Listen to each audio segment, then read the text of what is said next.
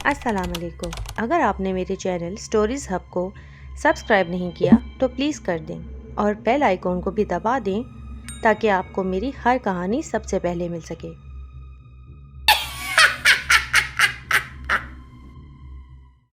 تقسیم کے بعد خدا بخش اپنی بیوی اور ایک بیٹے نذیر احمد سمیت کسی ہندو کے مکان میں رہنے لگا۔ امرتسر میں تو اس کی پنساری کی دکان تھی، لیکن لوٹ پاٹ کے بعد دکان کھڑی کرنے کے لیے سرمایہ کاری تو کیا 2 وقت کی روٹی بھی حاصل کرنا مشکل تھا۔ محنت مزدوری ہی سے دن گزارنے کا واحد حل رہ گیا تھا۔ بس خدا بخش اپنے جوان سال بیٹے کے ساتھ روزانہ رزق کی تلاش میں نکل جانے لگا تھا۔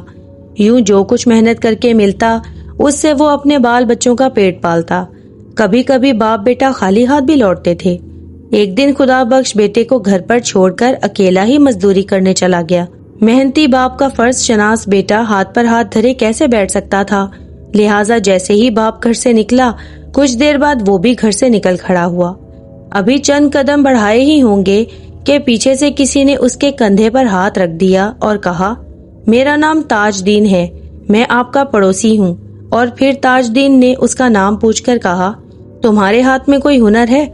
جس پر نذیر احمد نے جواب دیا، ہنر تو کوئی نہیں ہے، البتہ میں 6ٹھی جماعت تک پڑھا ہوا ہوں۔ اسی بات پر تاج دین بولا، میں یہاں سے تھوڑی دور مالی پورہ بستی میں ترخان کا کام کرتا ہوں اور میں تمہیں اپنا کام سکھانا چاہتا ہوں، کیا تم اسے سیکھنا پسند کرو گے؟ دیکھو، شروع میں ہر کام مشکل لگتا ہے، مگر بعد میں چاہت اور لگن سے کام کرنے سے وہی کام آسان ہو جاتا ہے۔ نذیر احمد نے مسکراتے ہوئے کہا، مجھے اپنی نہیں اپنے والدین اور 3 بہنوں کی فکر ہے، لہٰذا میں آپ سے کام ضرور سیکھوں گا۔ تو پھر ایسا کرو، ابھی جا کر اپنی ماں کو بتا آؤ اور پھر آج ہی میرے ساتھ کام پر چلو، کھانا ہم دونوں وہیں کھایا کریں گے۔ تاج دین نے رومال میں بندھی روٹی کی طرف اشارہ کرتے ہوئے کہا۔ چنانچہ نذیر احمد نے اپنی ماں کو ہمسایہ تاج دین کے مشورے سے آگاہ کیا اور اجازت ملنے پر تاج دین کا سائیکل اپنی پیٹھ پر سوار کیے دونوں اپنی منزل کی طرف چل پڑے۔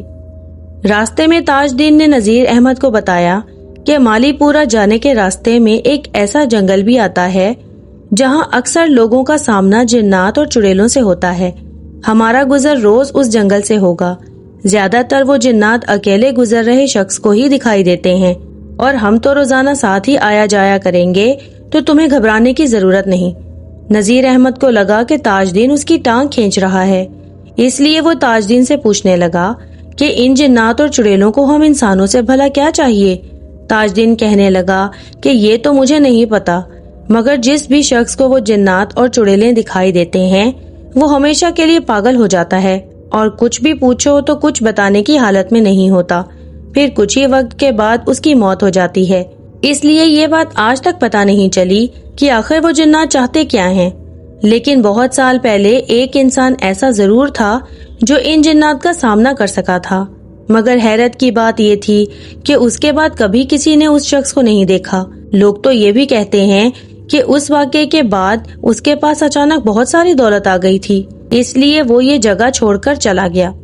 کوئی تو کہتا ہے کہ وہ پاگل ہو گیا تھا اور اس نے خودکشی کر لی، مگر نہ جانے حقیقت کیا ہے۔ تم بس میری ایک بات یاد رکھنا، اگر کبھی تمہیں اس جنگل میں سے اکیلے گزرنا پڑے اور کوئی تمہارا نام پکارے تو کبھی مڑ کر مت دیکھنا، ورنہ تمہیں بھی ان جنات کا سامنا کرنا پڑ سکتا ہے۔ کچھ ہی دیر میں نذیر احمد اور تاج دین اسی جنگل سے گزرنے لگے۔ نذیر احمد کو بھی سائیکل چلانا آتا تھا، تو دونوں باری باری تیزی سے سائیکل چلاتے ہوئے اس جنگل سے باہر آ گئے اور مالی پورہ کام پر جا پہنچے۔ تاج دین کی باتیں نذیر احمد کے دماغ میں گھوم رہی تھیں۔ تاج دین نے نذیر احمد کو کام سکھانا شروع کر دیا۔ شام کو دونوں گھر لوٹے تو نذیر احمد نے اپنے باپ کو کام سیکھنے کے متعلق بتایا۔ باپ جانتا تھا کہ استاد لوگ شاگردوں کو کام سکھانے کے دوران کچھ نہیں دیا کرتے، پھر بھی وہ راضی ہو گیا کیونکہ سیکھا ہوا ہنر کام آتا ہے۔ پہلے ہی دن نذیر احمد بہت تھک چکا تھا، تو باپ سے بات کرنے کے بعد وہ جا کر سو گیا۔ اس رات اس نے خود کو اسی جنگل میں پایا جہاں ان جنات اور چڑیلوں کا بسیرا ہے۔ چلتے چلتے وہ جنگل کے بیچوں بیچ پہنچ گیا، جہاں ایک بھیانک دیو منہ کھول کر کھڑا تھا اور اپنی سانسوں سے ہر چیز کو اپنی طرف کھینچ رہا تھا۔ جب دیو کی نگاہ نذیر احمد پر پڑی تو ہر چیز ایک دم سے رک گئی۔ پھر اس نے نذیر احمد کا نام پکارا یہ منظر دیکھ کر نذیر احمد بہت ڈر گیا اور وہاں سے بھاگنے لگا۔ اتنے میں اچانک سے وہی ہوا نذیر احمد کو اپنی طرف کھینچنے لگی۔ وہ آواز اور بھی بھیانک ہوتی جا رہی تھی اور اسی خوف کے عالم میں نذیر احمد کی آنکھ کھل گئی تو صبح کے 5 بج رہے تھے۔ اس نے خود کو سنبھالا اور تیار ہو کر کام کے لیے نکل گیا۔ کبھی کبھار ایسا ہوتا کہ تاج دین وہی کام پر رک جاتا تو نذیر احمد دوسرے کاریگروں کے ہمراہ اس کی سائیکل پر واپس آتا، کیونکہ وہ اس خوفناک جنگل سے اکیلے گزرنا نہیں چاہتا تھا۔ واپس آ کر وہ پہلے استاد کے گھر والوں کو اس کے کام پر رک جانے کی اطلاع دیتا، پھر اپنے گھر آتا۔ اگلی صبح وہ اپنے گھر سے روٹی لے کر دوسرے کاریگروں کے ساتھ استاد کی سائیکل پر کام پر چلا جاتا۔ اب وہی جنگل کا خواب اسے ہر رات ستانے لگا، مگر اس نے اس کا ذکر کسی سے نہیں کیا۔ سدا وقت ایک جیسا نہیں رہتا۔ خدا کا کرنا ایسا ہوا کہ نذیر احمد کا باپ دکھوں اور سخت محنت کی تاب نہ لا کر چند دن بیمار رہ کر فوت ہو گیا۔ بیٹے کو باپ کے مر جانے کا شدید صدمہ ہوا۔ اب تک نذیر احمد استاد سے سارا کام سیکھ چکا تھا، لہٰذا اس کو سیکھے ہوئے کام سے فائدہ اٹھانے کی فکر ہوئی تو اس نے اپنے استاد تاج دین سے شہر میں کام کرنے کا اڈا ڈھونڈنے کا مشورہ لیا، جس پر استاد نے کہا، تم ابھی تھوڑے دن اور یہاں کام کرو، میں شہر میں تمہارے لیے کام تلاش کروں گا۔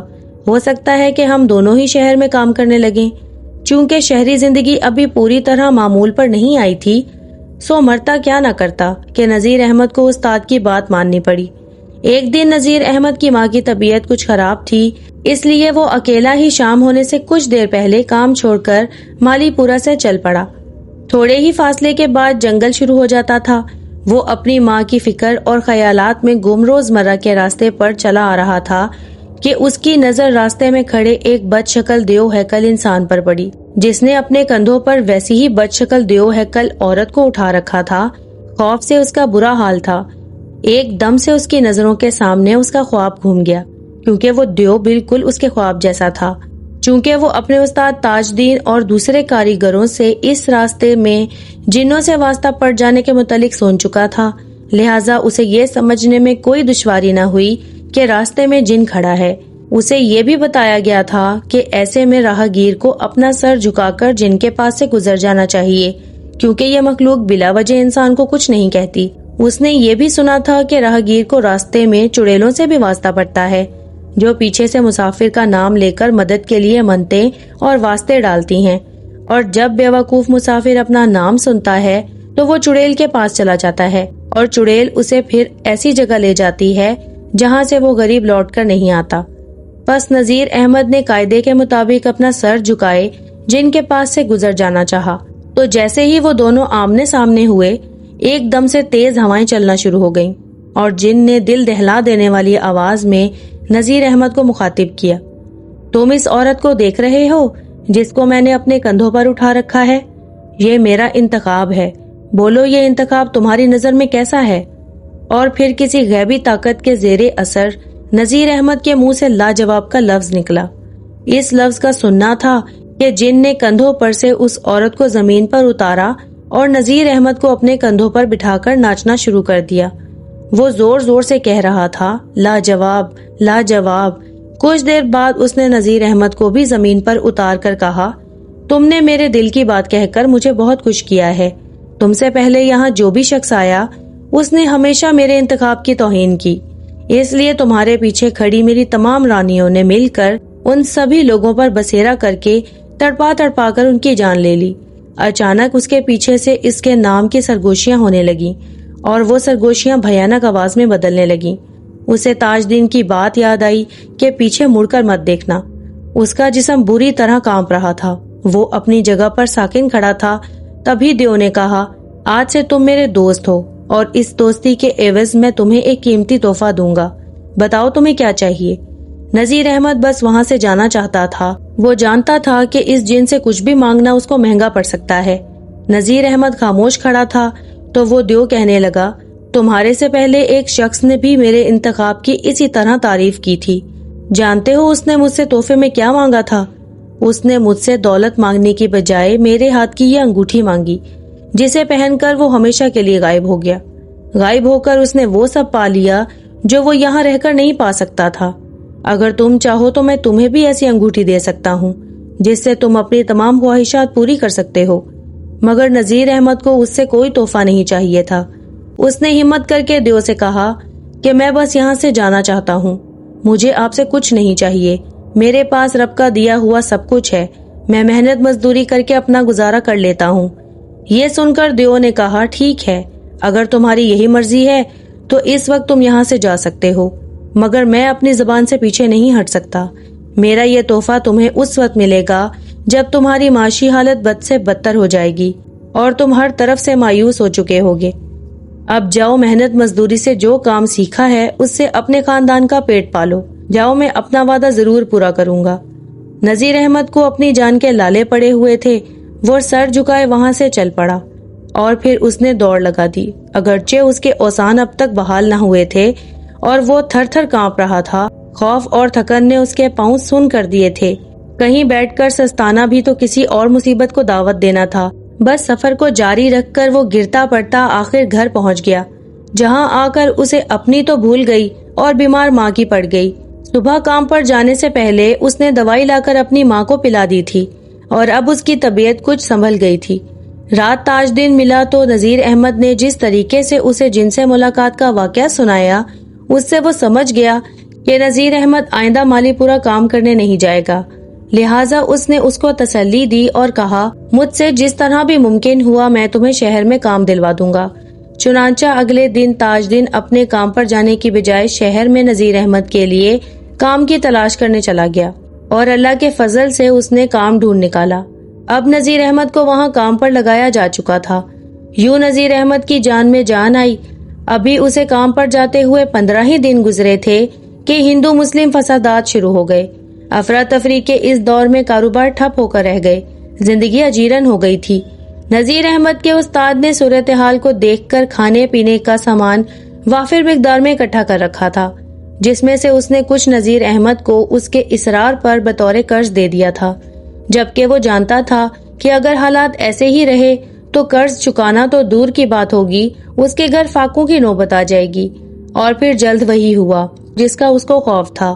گھر میں اکثر فاقے سے وقت گزرنے لگا۔ اس لوٹ مار کے حالات کو پیش نظر رکھتے ہوئے گورنمنٹ نے شہر میں زیادہ وقت تک سخت قسم کا کرفیو لگا دیا، جس کے باعث گھر سے باہر نکلنا بھی مشکل تھا۔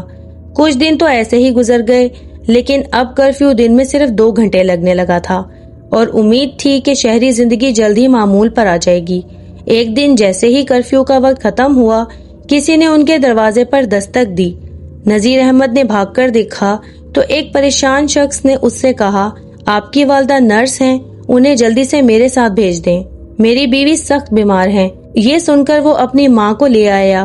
ماں نے آتے ہی اس شخص کو بتایا کہ اس کی فیس 5 روپے ہے، مگر وہ دگنی لے گی، میں آپ کو اس سے کہیں زیادہ دوں گا، آپ میرے پیچھے چلی آئیں۔